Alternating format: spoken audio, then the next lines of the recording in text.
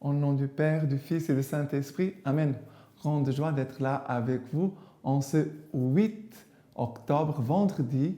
Et comme d'habitude, je vous rappelle, chaque vendredi, c'est une journée de prière, d'intercession pour les souffrances du monde, pour la paix dans le monde, pour toutes les façons de souffrance. On doit faire des petits sacrifices, on doit jeûner et offrir nos sacrifices et notre jeûne pour la conversion des pécheurs, pour la paix dans le monde, pour toutes les personnes qui sont malades.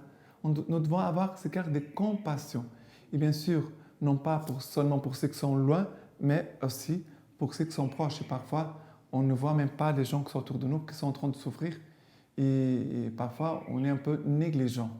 On doit vraiment porter toutes les souffrances du monde, car en chaque souffrant, il y a la présence du Christ. Il y a le Christ aussi qui souffre en chaque homme et chaque femme. D'accord? Et maintenant, la première lecture d'aujourd'hui, c'est du livre de Joël, chapitre 1er, à partir du verset 13. Prêtres, revêtez-vous du sac, poussez des cris de deuil. Lamentez-vous, serviteurs de l'autel. Venez, passez la nuit vêtus du sac, serviteurs de mon Dieu, car la maison de votre Dieu est privée d'oblation et de libation. Prescrivez un jeûne, publiez une solennité, réunissez les anciens, tous les habitants du pays, à la maison du Seigneur votre Dieu. Criez vers le Seigneur. Ah, quel jour! Car il est proche, le jour du Seigneur. Il arrive comme une dévastation venant de Shaddai. Sonnez du corps à Sion, donnez l'alarme sur la montagne sainte, que tous les habitants du pays tremblent, car il vient le jour du Seigneur, car il est proche. Jour d'obscurité et de sombres nuages, jour de nuée et de ténèbres. Comme l'aurore se déploie sur les montagnes, un peuple nombreux et fort, tel que jamais, il n'y en a eu, tel qu'il n'en sera plus après lui, de génération en génération. Alors, ici, nous parle du jour du Seigneur. Il dit, quel jour? Car il est proche le jour du Seigneur. Et après, au chapitre 2, va dire aussi au début, car il vient le jour du Seigneur, car il est proche. Mais le jour du Seigneur, c'est aujourd'hui. Parce que cette journée appartient à Dieu. Le Seigneur vient à notre rencontre, comme le Seigneur vient tous les jours. Mais le Seigneur, ici, vient dans un contexte de souffrance. Ici, il parle aussi, crier vers le Seigneur. Il arrive comme une dévastation devant le Seigneur. Il dit ceci, donner l'alarme sur la montagne sainte, que tous les habitants du pays tremblent. Le jour d'obscurité et de nuages sombres nuages, jour de nuée et de ténèbres. Mais tous ces signes, pourquoi tous ces signes surprenants? C'est pour éveiller l'homme. L'homme dort. L'homme d'aujourd'hui, il dort couché sur ses péchés, sur le mal qu'il fait. Et souvent, sa conscience ne le réveille pas.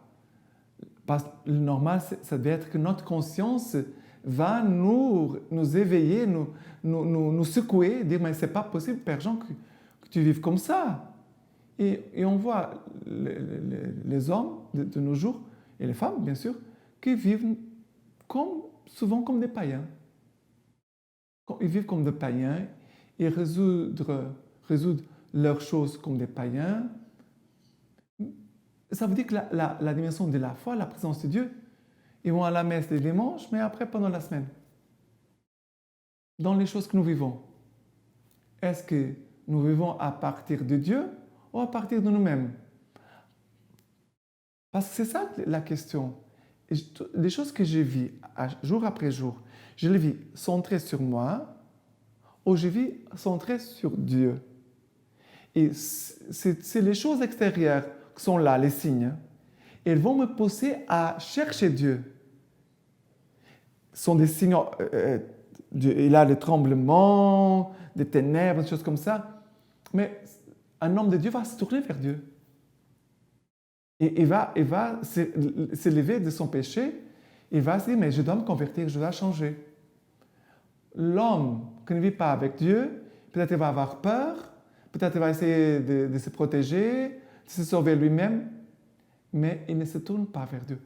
Et la parole d'aujourd'hui nous dit, voici le jour du Seigneur. Voici quel jour? Il est proche le jour du Seigneur. Le jour où le Seigneur vient pour que nous puissions l'accueillir, que nous puissions nous offrir à sa grâce. Et ces jours, bien sûr, les jours du Seigneur, on pourrait dire, c'est les jours de notre salut. C'est le vendredi saint. Et chaque vendredi, on fait mémoire du vendredi saint, parce qu'on se souvient, Jésus est mort sur la croix. Pourquoi on jeûne? Pourquoi on fait des sacrifices? Pourquoi on prie?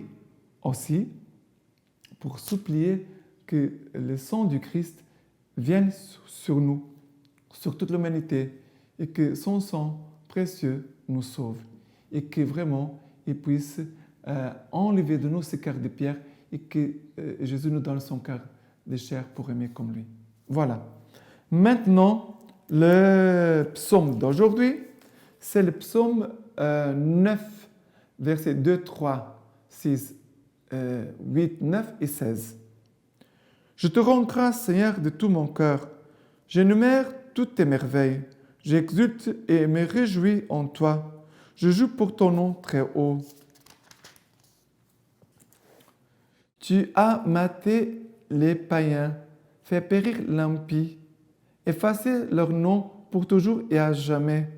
Les païens ont croulé dans la fosse qu'ils ont faite, au filet qu'ils ont tendu, leur pied s'est pris. Le Seigneur siège pour toujours.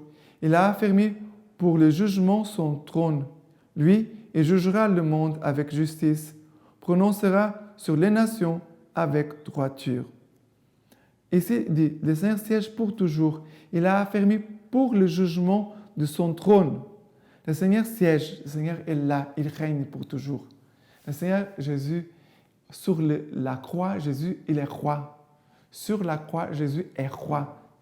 Il est roi. Et vous voyez que sur la croix, qu'est-ce que les gens disaient? Si tu es fils de Dieu, sauve toi-même et sauve-nous. Descends de la croix et nous allons croire en toi. Et même Pilate va dire, voici votre roi. Tout le monde se moquait de Jésus. Mais qu'est-ce que notre force vient de notre intérieur, du trône où Dieu habite. Dieu habite au-dedans de nous. Ma force ne vient pas de moi, elle vient du Seigneur qui habite en moi.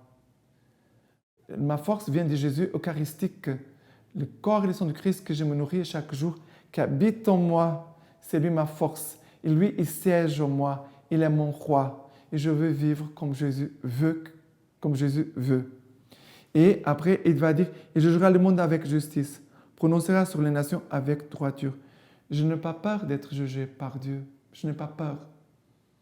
Je sais que Dieu, il est vrai. Et tous mes péchés, même celles que je ne me souviens pas, un jour, je vais me présenter devant Dieu au moment de ma mort. Et le Seigneur va me montrer tout ce que j'ai fait, de bien et de mal sur cette terre. Et là, devant le Seigneur, je dois être humble. Je veux être humble pour demander le pardon de Dieu et demander sa miséricorde. Mais je la demande déjà aujourd'hui. Et que son pardon et sa miséricorde viennent vraiment me donner la force pour de plus en plus je puisse me convertir, pour correspondre vraiment à l'amour de Dieu pour moi. Et maintenant, l'évangile d'aujourd'hui, c'est Saint Luc, chapitre 11, versets 15 à 26.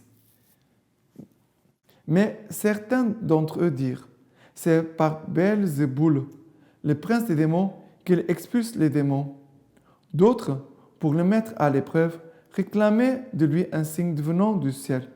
Mais lui, connaissant leurs pensées, leur dit, « Tout royaume divisé contre lui-même est dévasté, et maison sur maison s'écroule. Si donc Satan s'est lui aussi divisé contre lui-même, comment son royaume se maintiendra-t-il? Puisque vous dites que c'est par Belzéboul que j'expulse les démons. Mais si moi, c'est par Belzéboul que j'expulse les démons, vos fils, par qui les expulsent-ils? Aussi seront-ils eux-mêmes vos juges. Mais si c'est par les doigts de Dieu que j'expulse les démons, c'est donc que le royaume de Dieu est arrivé jusqu'à vous. Lorsqu'un homme fort et bien armé garde son palais, ses biens sont en sûreté. Mais quelqu'un plus fort que lui survienne et le batte, il lui enlève l'armure en laquelle il s'est confié et il distribue ses dépouilles.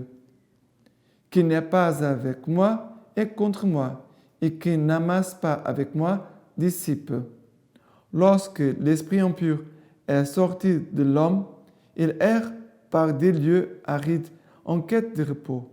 N'en trouvant pas, il dit, je vais retourner dans ma demeure, d'où je suis sorti.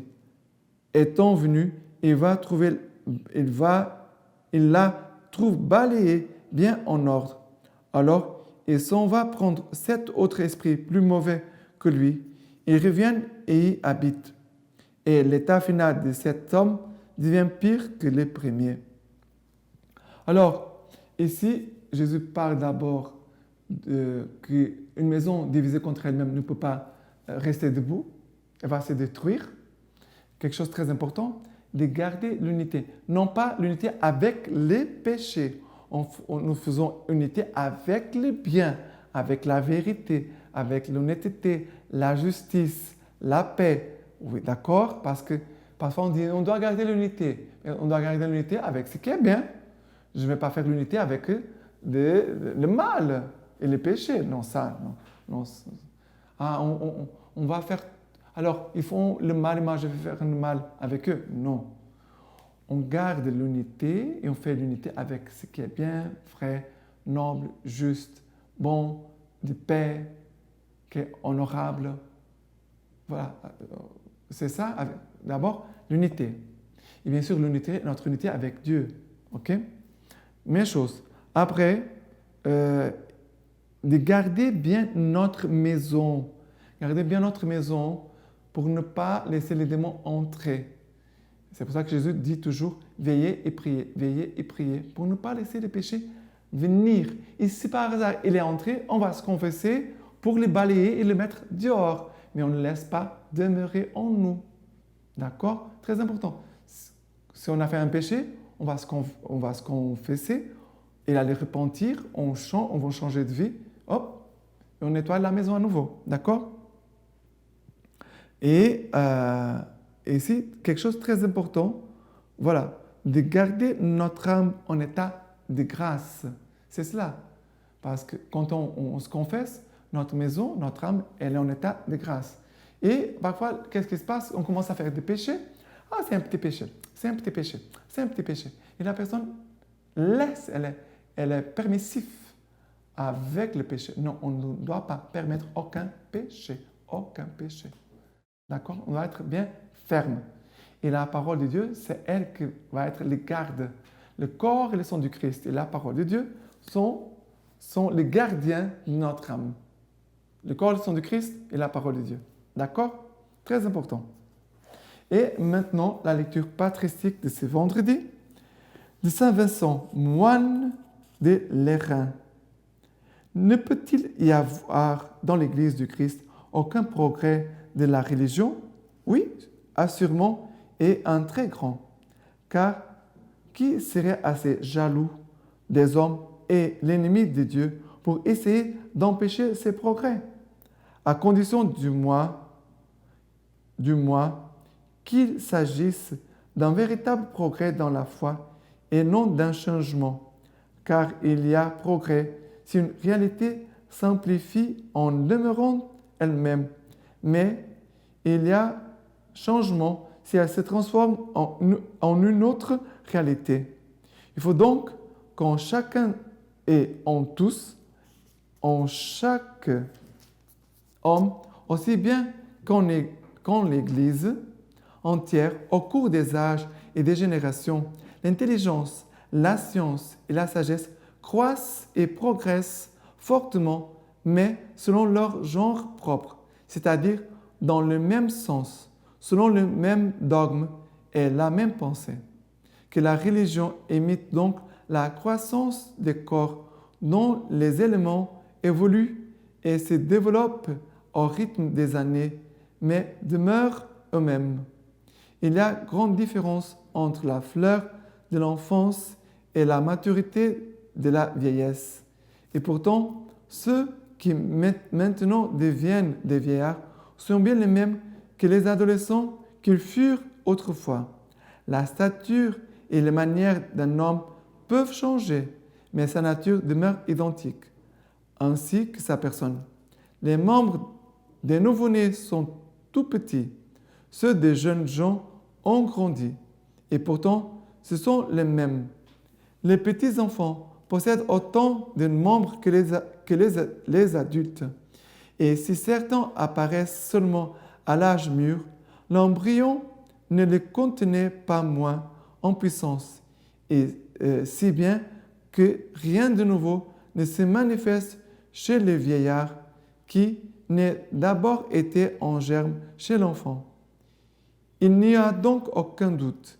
La règle de tout progrès légitime et la norme précise de toute croissance harmonieuse, c'est que le nombre des années révèle chez les plus grands la forme des membres que la sagesse du Créateur avait ébauchés lorsqu'ils étaient enfants.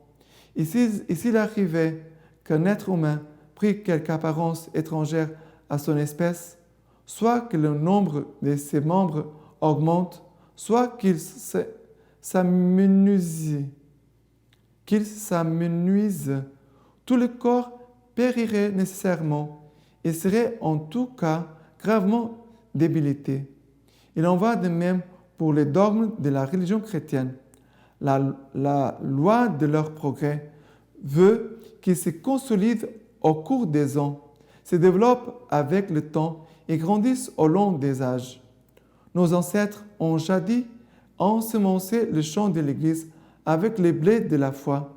Il serait injuste et inconvenant pour nous, leurs descendants, de récolter l'ivraie de l'erreur au lieu du froment de la vérité. Au contraire, il est normal et il convient que la fin ne renie pas l'origine et qu'au moment où le blé de la doctrine a levé, nous moissonnions l'épi du dogme. Ainsi, lorsque le grain de sémaille a évolué avec le temps et se réjouit maintenant de mûrir, rien cependant ne change des caractères propres du germe. Et maintenant, je vous laisse la bénédiction par les mains toutes pures de la Vierge Marie. Que les deux Tout-Puissants vous bénissent et vous gardent, le Père, le Fils et le Saint-Esprit. Amen.